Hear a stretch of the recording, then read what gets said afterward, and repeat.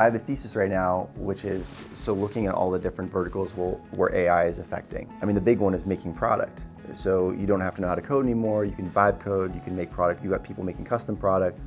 People are streamlining sales processes, marketing processes, the actual product part of companies. Yeah, I look at all that and I go, well, you know, the cost of everything is approaching zero. The human capital needed to build products and go to market is shrinking from 50, 100, 1,000 people down to like single digit or low double digit people. So you start going, well, okay, where's the moat? And moat is this concept we talk about a lot in tech, which is if I'm going to bring something to market, how much of a lead do I have before a competitor sees what we're doing, sees our success, and can just copy it and either undercut us with price or maybe just tweak it a little bit. So something that capital allocators are always interested in if they're going to invest in a company is what moats do you have? So that usually means, you know, you've got tech that is really hard to figure out, that it's going to take some other PhD from another really accredited institution, Ivy League school. It would take that caliber of person to figure out what you did. Like you've got a real tech lead. It's hard to figure out the tech. Or another type of moat would be founder moat, where you've got someone who's already built 5 companies or 10 companies successfully. They brought them to an exit or an IPO, and you just know this person knows how to get it done. Those are kind of collapsing.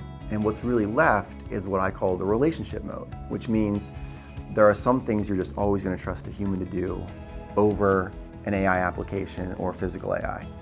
And those relationships cannot be bucked by AI when it really comes down to it. And we're talking about whether it's like in-person services, whether it's really sensitive data that we're dealing with or sensitive processes, these relationships between humans are what matter most. So it's not totally clear, you know, how to build, how to start a company with that thesis in mind to try to prove it out. We'll know if it's going to win over the next 5 years, but I think it's a really interesting idea to say, okay, how can we use AI to either drive relationships, or how can we protect the business that we already have by doubling down on our relationships, becoming more entrenched in what we offer, adding more services to existing clients. There's that golden rule of sales, which is it's easier to sell something to an existing customer than it is to sell something to a new customer. So we're almost, if you have a business and you have a customer set, a client list, you're pretty much obligated. You've got a mandate right now. You have to build more trust, deliver more products to them, get them more entrenched in what you do and in your company, and make sure that the services that they're consuming with you aren't so easily replaceable by somebody else who just gives them an AI application that can do the same thing.